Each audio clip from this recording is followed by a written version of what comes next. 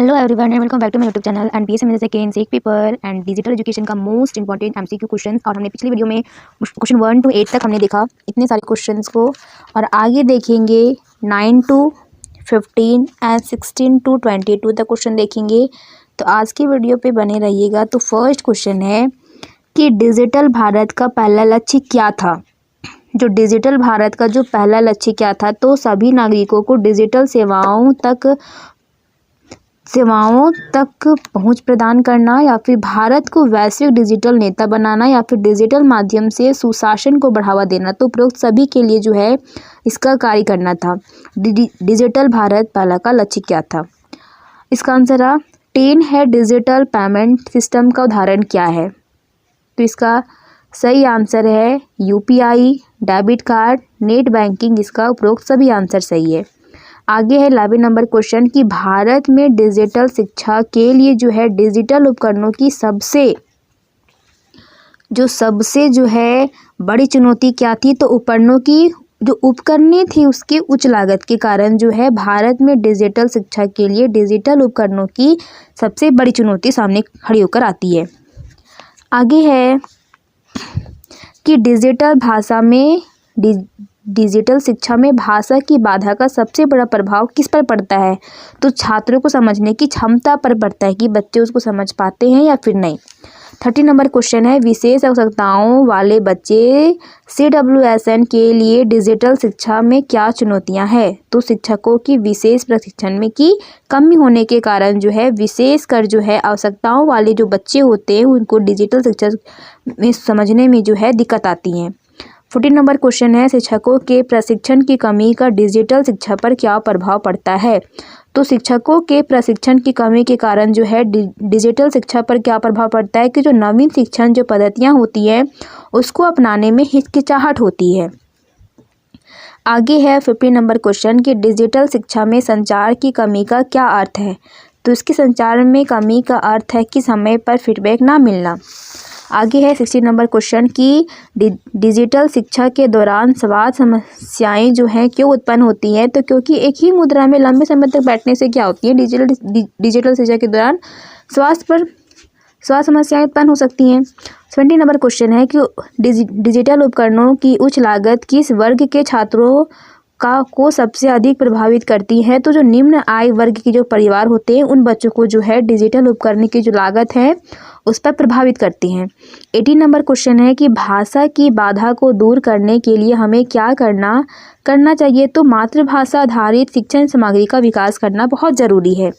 19 number question है कि digital शिक्षा उपकरणों का मुख्य उद्देश्य क्या है। तो शिक्षण अधिगम प्रक्रिया को प्रभावी बनाना, विद्यार्थियों की तकनीक क्षमता को बढ़ाना, शिक्षकों का कार्यभार कम करना। उपरोक्त सभी इसका राइट आंसर है। 20 नंबर क्वेश्चन है कि माइक्रोसॉफ्ट टीम्स किस प्रकार का उदाहरण है। तो ये है सहयोगात्मक उपकरण का उदाहरण है।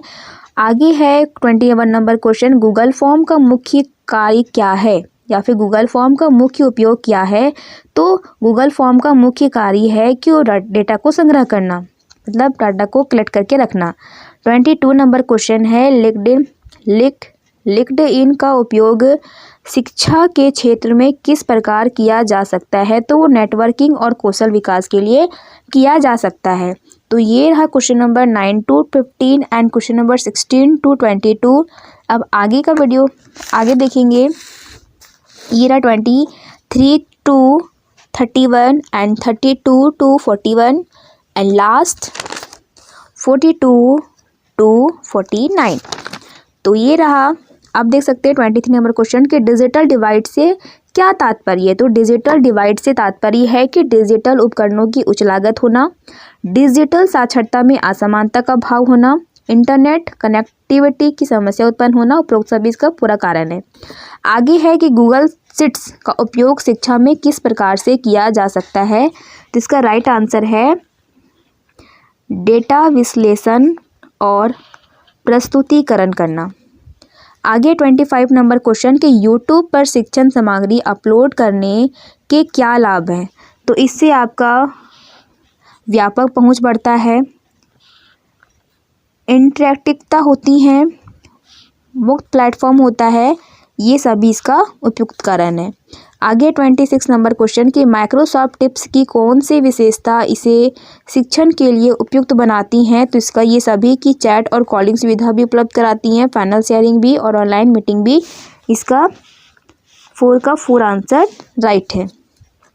गूगल क्लासरूम में शिक्षण का क्या कार्य, जो शिक्षण है वो क्या कार्य कर सकते हैं? तो असाइनमेंट देना होता है, संचार करना होता है, छात्रों के कार्य का मूल्यांकन करना होता है।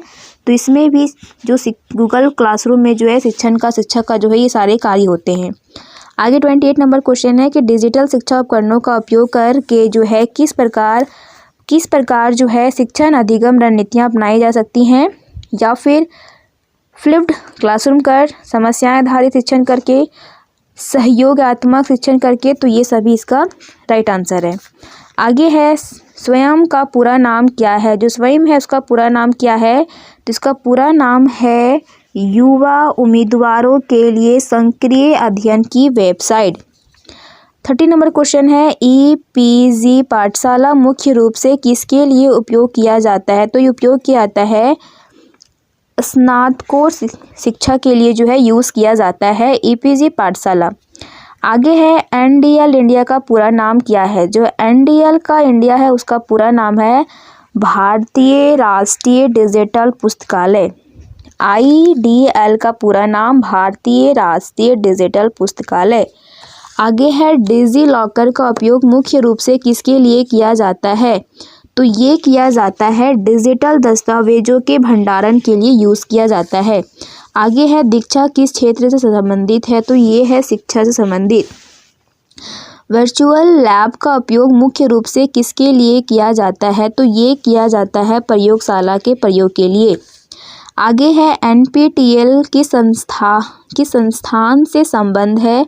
तो ये है IIT याद रखिएगा। जो NPTEL है, जो NPTEL है वो किस संस्थान से संबंधित है? तो IIT से संबंधित है।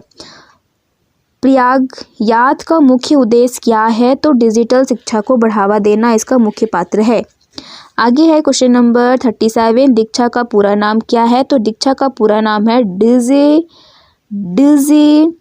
Infrastructure for knowledge sharing. इसका पूरा नाम है digital infrastructure for knowledge sharing. आगे है 38 नंबर क्वेश्चन कि सरकार द्वारा ICT के विकास के लिए कितने प्रतिशत बजट का प्रावधान किया है? तो इसका आंसर है 3। आगे है 39 नंबर क्वेश्चन कि भारत में सूचना संप्रेषण तकनीकों के जन्मदाता किसे माना जाता है? तो इसका राइट आंसर है राजीव गांधी को जो है भारत में सूचना संप्रेषण तकनीकों के जन्मदाता के रूप में माना जाता है। आगे है कौन सा वर्ष भारत में ई-गवर्नेंस वर्ष के रूप में मनाया जाता है? तो 2001 के रूप में मनाया जाता है। आगे है 41 नंबर क्वेश्चन कि NEP का आयोजन कहाँ हुआ था? जो NEF का आयोजन है वो कहाँ हुआ था? तो वो हुआ था उदयपुर में। कहाँ पे हुआ था? उदयपुर में। आगे है 42 नंबर क्वेश्चन डिस्ट्रिक्ट कौन से ज़िले में संचालित होती हैं? तो ये है अजमेर जोधपुर में जो है ये संचालित होती हैं। आगे है राष्ट्रीय स्तर पर ई-गवर्नेंस योजना का शुभारंभ किया गया था? तो 15 अगस्त 2002 में किया गया था। आगे है ई-गवर्नेंस के तहत सेवाएं प्रचलित है किसमें? तो भामाशाह में, ई-मित्र में, एजुकेशन पोर्टल में। तो इसका आंसर है सभी में। प्रशासन के कार्य में सूचना एवं संचार प्रौद्योगिकी का प्रयोग कहलाता है? तो ये कहलाता है ई-गवर्नेंस। क्या कहलाता है? ई-गवर्नेंस।